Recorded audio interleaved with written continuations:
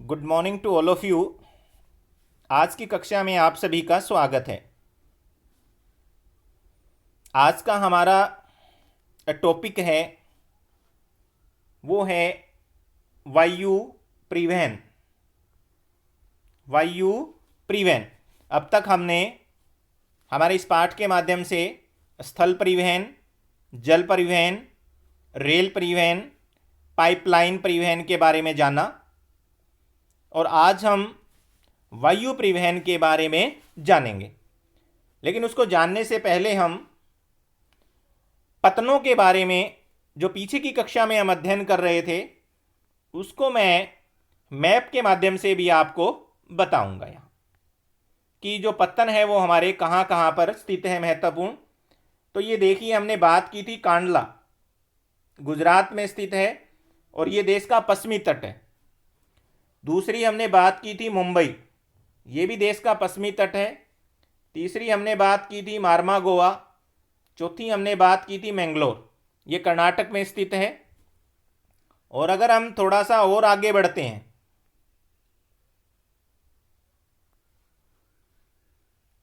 तो तुतीकोरन, ये देखिए, और कोची, ये भी हमारी क्या है, महत्वपूर्ण बंदरगाहें हैं पश्चिमी तट की।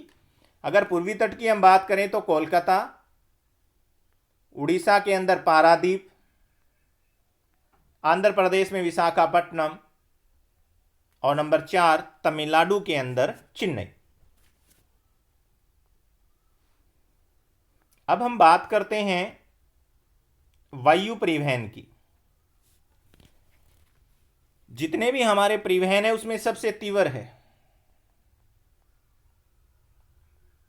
सबसे तेज गति वाला, आरामदायक है और प्रतिष्ठित भी है। अगर हम बस से सफ़र करते हैं, रेल से सफ़र करते हैं तो शायद समाज में हमें इतनी प्रतिष्ठा नहीं मिलती है, लेकिन अगर हमने हवाई जहाज़ में सफ़र किया है, हेलीकॉप्टर में सफ़र किया है, तो समाज हमें बड़ा प्रतिष्ठित जो है नज़रिए से देखता है। तीव्र है, बहुत जल्दी हम एक स्थान से दूसरे स्थान पर पहुंच जाते हैं और सबसे ज़्यादा आरामदायक भी है। ये कुछ एक विशेषता है। कई बार प्रश्न आ जाता है वायु परिवहन महत्वपूर्ण है क्यों, या वायु परिवहन की महत्वपूर्ण विशेषताओं के बारे में बताइए। अब इसकी हमें ज़रूरत क्यों पड़ती है? जिन स्थानों पर हम ना स्थल परिवहन के जरिए जा सकते हैं ना रेल परिवहन के जरिए जा सकते हैं, उन दुर्गम स्थानों के अंदर अगर हमें प्रवेश करना हो, जाना हो, तो हम किसके जरिए जाएंगे? वायु परिवहन के जरिए जा सकते हैं। बहुत लंबे अगर समुद्री हमारे पास मार्ग है, घने जंगल है या बहुत ऊंचे पर्वत है, तो वहां पर हवाई जहाज के जरिए, लेकिन हवाई जहाज भी नहीं है। बहुत से ऐसे स्थान है जहां पर हवाई जहाज से यात्रा करना बड़ा मुश्किल होता है, तो वहां पर हम किसका उपयोग करते हैं? हेलीकॉप्टर का। जो 1 सीटर से लेकर के 5 या 6 सीटर तक होते हैं, तो इनका भी हम बहुत अधिक क्या कर सकते हैं? इस्तेमाल कर सकते हैं।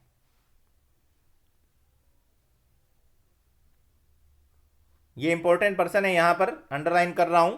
1953 में वायु परिवहन का राष्ट्रीयकरण कर दिया गया था और एयर इंडिया और अंतर्राष्ट्रीय वायु सेवाएं जो है ये प्रदान करती है, देश के आंतरिक भागों में भी और देश से बाहर भी। और पवन हंस, ये एक हेलीकॉप्टर की जो है कंपनी है जो भारत के अंदर लेकर के जाती है। हवाई यात्राएं जो है आम व्यक्ति की पहुंच के अंदर नहीं है। अभी हम कुछ एक ऐसे जो है अंतर्राष्ट्रीय हवाई अड्डों के बारे में बात करेंगे, जिनको अंतर्राष्ट्रीय हवाई पत्तन भी कहते हैं और बहुत बार ये प्रश्न आ जाता है। तो पहला हम यहां बात कर रहे हैं अमृतसर, जिसका नाम है राजासांसी। क्या नाम है? राजासांसी। कई बार सीधा प्रश्न पूछा जा सकता है कि अमृतसर में स्थित अंतर्राष्ट्रीय हवाई अड्डे का नाम क्या है? तो क्या है? राजासांसी। राजासांसी के नाम पर इसका नाम राजासांसी रखा गया। दूसरा दिल्ली, दिल्ली जो एयरपोर्ट है उसका नाम है इंदिरा गांधी अंतर्राष्ट्रीय हवाई अड्डा। तीसरा यहां कलकत्ता के अंदर नेताजी सुभाष चंद्र बोस के नाम पे है, नेताजी सुभाष चंद्र बोस। उसके अलावा मुंबई, मुंबई का जो एयरपोर्ट है उसका नाम है छत्रपति शिवाजी, छत्रपति शिवाजी। महत्वपूर्ण है ये सारे। ये सारे के सारे क्या है, बहुत महत्वपूर्ण है। उसके बाद में हमारे पास नेक्स्ट जो परिवहन आता है वो है संचार सेवाएं। कुछ एक ऐसी सेवाएं हैं जो स्थल के जरिए भी जा रही है, वायु के जरिए भी पहुंचाई जा रही है,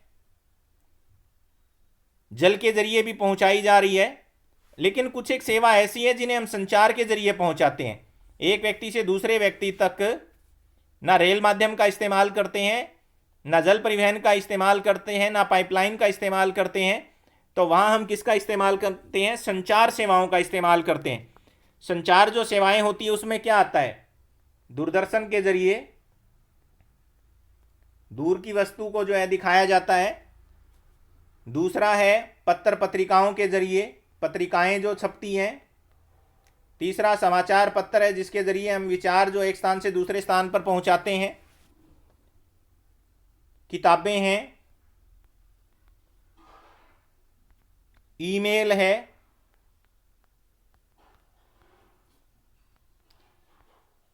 फैक्स है। तो ऐसे बहुत से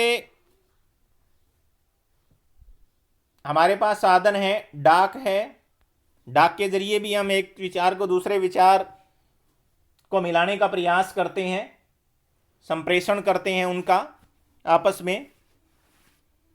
तो भारत के अंदर इसके अलावा सिनेमा घर भी हैं। तो एक व्यक्ति को संदेश दूसरे व्यक्ति तक देने के लिए जिन सेवाओं का इस्तेमाल हम करते हैं उनको हम संचार सेवा भी कहते हैं। और ये दो प्रकार के भी हो सकते हैं, एक निजी दूरसंचार होता है, एक क्या होता है, जनसंचार। निजी जो दूरसंचार है वो हमारा कौन सा आता है, बहुत महत्वपूर्ण है,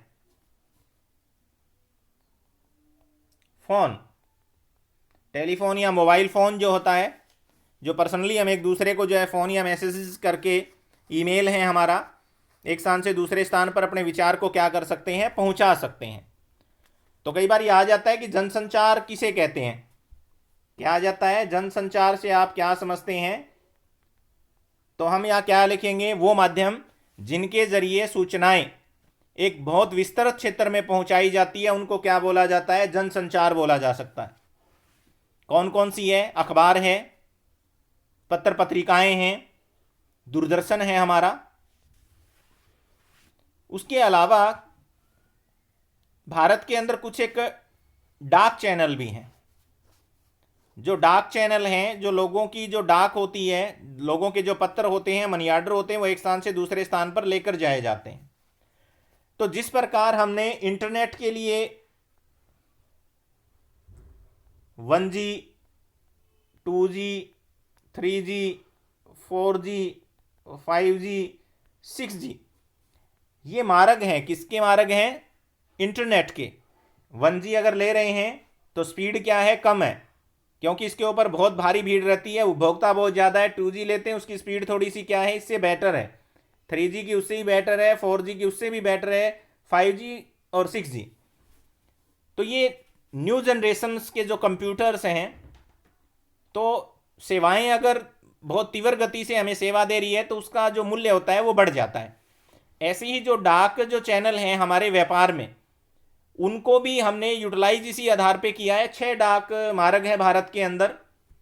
तो जो पहले नंबर पे आएगा राजधानी मार्ग है, एक राजधानी से दूसरी राजधानी। उसके बाद है मेट्रो चैनल है, जो बड़े बड़े जो हमारे मेट्रो सिटी होते हैं वहाँ पर। ग्रीन चैनल है, व्यापार चैनल है, भारी चैनल है, दस्तावेज चैनल के नाम से इनको जाना जाता है।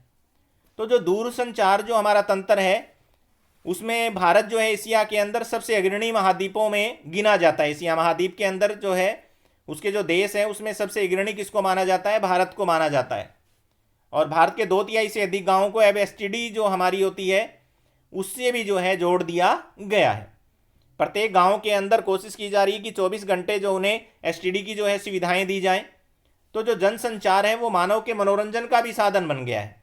ये जो जन सेवाएं हैं हमारी संचार की, ये मानव का मनोरंजन भी करता है। किसके जरिए करता है, रेडियो के जरिए करता है, दूरदर्शन के, समाचार पत्र, पत्रिकाओं, किताबें और फिल्म। चलचित्र का मतलब होता है फिल्म, फीचर फिल्म जिसको बोला जाता है। जिसके अंदर हमें चित्र जो है वो चलते हुए दिखाई देते हैं। इसके अलावा आकाशवाणी, ऑल इंडिया रेडियो राष्ट्रीय और क्षेत्रीय और स्थानीय भाषा के देश के विभिन्न भागों में व्यक्तियों के लिए विविध कार्यक्रम क्या करता है, प्रस्तुत करता है। विविध भारती है एक रेडियो चैनल, बहुत प्रसिद्ध है, लोगों की फरमाइशें जो है कंप्लीट करता है वो। दूरदर्शन इस समय देश का जो है सबसे बड़ा जो है राष्ट्रीय समाचार और संदेश का माध्यम है। तो विश्व के वृहत्तम संचार तंत्रों में से एक है। अब भारत के अंदर जो है डिजिटल इंडिया जो है बनाने की तरफ प्रयासरत है, जिसमें सूचना प्रौद्योगिकी के जरिए जो है प्रत्येक व्यक्ति तक सूचना देने का काम किया जा रहा है। तो भारत के अंदर प्रत्येक वर्ष जो है बहुत से समाचार पत्र और पत्रिकाएं क्या की जाती है, प्रकाशित की जाती है।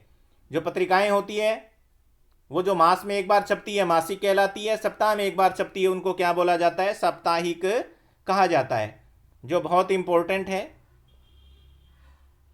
इसके अलावा जो देश के अंदर फिल्में बनती है वो सही है या गलत, उनके लिए जो है केंद्रीय फिल्म प्रमाणन बोर्ड बनाया गया है। कई बार ये प्रश्न आ जाता है कि जो फीचर जो फिल्म बनती है उनको अंतिम रूप में अनुमति कौन प्रदान करता है, तो कौन करता है, केंद्रीय फिल्म प्रमाणन बोर्ड। वो उस सारी पिक्चर को देखता है और उसके बाद में एक सर्टिफिकेट जो है जारी कर देता है कि इसके अंदर कोई भी ऐसा जो है अंश नहीं है जिससे लोगों की जन भावनाओं को क्या पहुंचती है, ठेस पहुंचती है, या जो देश के इतिहास को तोड़ मरोड़ करके प्रदर्शित किया गया है।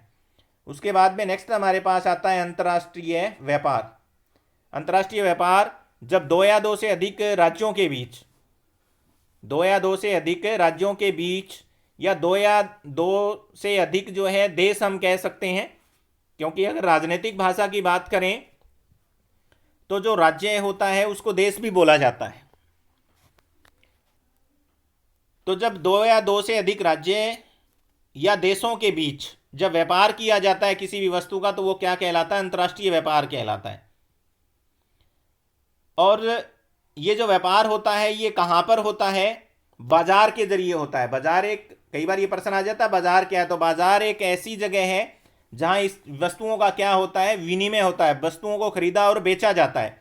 और दो देशों के बीच में जो व्यापार होता है उसे क्या कहते हैं, अंतर्राष्ट्रीय व्यापार कहते हैं। ये समुद्री मार्ग से, ये हवाई जहाज से, या फिर किससे होता है, सथल मार्गों से भी होता है।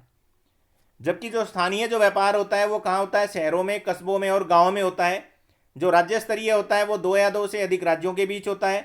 और किसी भी देश के अंतर्राष्ट्रीय व्यापार की प्रगति उसके आर्थिक वैभव का सूचक है। जिसका जितना ज़्यादा व्यापार होगा दूसरे देशों के साथ, बहुत ज़्यादा, तो वो देश की आर्थिक स्थिति को भी क्या करता है, परिभाषित करता है। इसलिए इसको देश की अर्थव्यवस्था का क्या बोला जाता है, बैरोमीटर। क्योंकि हम तभी जो है व्यापार करने में सक्षम होंगे जब हम आयातित और निर्यातित जो वस्तुएं हमारे देश के अंदर जरूरत के हिसाब से होंगी।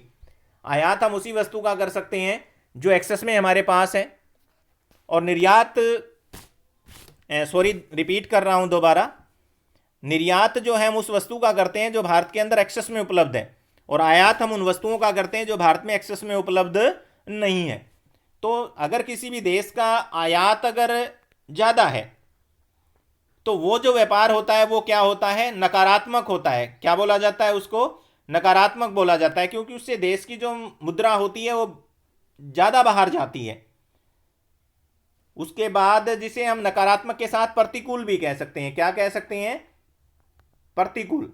और अगर किसी देश का जो निर्यात है वो आयात से ज़्यादा है तो वो क्या हो जाएगा, अनुकूल। कई बार प्रश्न आ जाता है ये, प्रतिकूल व्यापार से आप क्या समझते हैं, या फिर अनुकूल व्यापार से आप क्या समझते हैं। तो हमारे जो व्यापार है उसके घटक है हमारे पास आयात और निर्यात। तो जो विश्व के सारे जो भौगोलिक जो प्रदेश हैं और जो सारे के सारे व्यापारिक जो खंड है उनके साथ भारत के क्या है, व्यापारिक संबंध है। और भारत से निर्यात होने वाली कुछ एक वस्तुएं यहाँ दी गई हैं। हम रत्न और जवाहरात, रसायन संबंधी उत्पाद और कृषि के जो उत्पाद है वो कहाँ पर भेजते हैं, भारत से बाहर भेजते हैं। हम आयात क्या करते हैं, कच्चा पेट्रोलियम आयात करते हैं। इसके अलावा दूसरी भी जो चीज़ें हैं वो भी हम आयात कर लेते हैं। भारत अंतर्राष्ट्रीय स्तर पर एक सॉफ्टवेयर महाशक्ति के रूप में उभरा है, क्योंकि एक दिन मैंने आपको पहले भी बताया था कि सबसे ज़्यादा विश्व के अंदर सॉफ्टवेयर अगर निर्यात किए जाते हैं तो वो भारत की तरफ से किए जाते हैं। सूचना प्रौद्योगिकी के माध्यम से अत्यधिक विदेशी जो है मुद्रा अर्जित कर रहा है। उसके अलावा हमारे पास नेक्स्ट जो हमारा पॉइंट आता है वो आता है पर्यटन एक व्यापार के रूप में, और कई बार यही प्रश्न भी आ जाता है, व्याख्या कीजिए। पर्यटन पर्यटन व्यापार के रूप में क्यों? पर्यटन स्थल वो होता है जहां पर सैलानी महत्वपूर्ण स्थलों को देखने के लिए आते हैं। जैसे कि कुछ ऐसे स्थल होते हैं जो सैलानियों के लिए घूमने के लिए बड़े मनोरम होते हैं, और ये कहाँ पर होते हैं? पर्वतों में होते हैं। कहाँ पर होते हैं? पर्वतीय स्थानों में होते हैं। जैसे कि हम घूमने के लिए शिमला जाते हैं, ऊटी जाते हैं, मनाली जाते हैं। तो ये वो क्षेत्र हैं जो किसको आकर्षित करते हैं? पर्यटकों को आकर्षित करते हैं। और पर्यटकों को जब आकर्षित किया जाता है तो वहां पर रहने वाले जो स्थानीय लोग होते हैं उनको वहां पर क्या मिलता है? रोजगार मिलता है। वहां के लोग जो है अपनी हस्तकला से महत्वपूर्ण जो वस्तुएं बना करके आने वाले सैलानियों को क्या करते हैं? बेचते हैं। और ज़्यादा से ज़्यादा अगर लोग उन क्षेत्रों में जाएंगे तो संस्कृति का भी क्या होगा? आदान प्रदान होगा। और जिस देश के अंदर बहुत अच्छे पर्यटन स्थल है उन देशों का दूसरे देशों के साथ संस्कृति और विरासत का भी क्या हो जाता है? विकास हो जाता है। जैसे कि भारत के अंदर ताजमहल है। क्या है भारत के अंदर? एक ताजमहल। ये सांस्कृतिक पर्यटन क्षेत्र है। कौन सा क्षेत्र है ये? सांस्कृतिक। और उसके साथ साथ में विरासत में मिला है हमें। ये किससे मिला है? विरासत में मिला है ताजमहल। और इसको हम क्या करते हैं? देखने के लिए लोग जाते हैं। तो पर्यटन जो स्थल है उसको भी हम भागों में बांटें। कोई विरासत पर्यटन स्थल है, पारी पर्यटन स्थल भी। पारी पर्यटन स्थल हमारा वो होता है जो जैव विविधता को बचाए रखने के लिए हमने जैव निश्चय मंडल बनाए हैं। क्या बनाए हैं? जैव निश्चय मंडल जो हमने बनाए हैं इनको। जैसे कि केवलादेव पक्षी अभ्यारण्य है, उसको देखने के लिए सैलानी बहुत ज़्यादा आते हैं। रोमांचकारी जो है पर्यटन स्थल भी हो सकते हैं, जैसे कि मैंने अभी बताया ऊटी है, शिमला है, मनाली है। चिकित्सा पर्यटन स्थल हो सकते हैं, व्यापारिक पर्यटन स्थल हो सकते हैं। तो हमारे देश के अंदर पर्यटन भी जो है उद्योग के रूप में विकसित करने के लिए जो है एक अपार संभावनाओं वाला देश है। और हमारा देश ही नहीं है, उद्योगों के साथ साथ भिन्न भिन्न देश जो है पर्यटन को बढ़ावा देने के लिए क्या करते हैं? प्रयत्न करते हैं।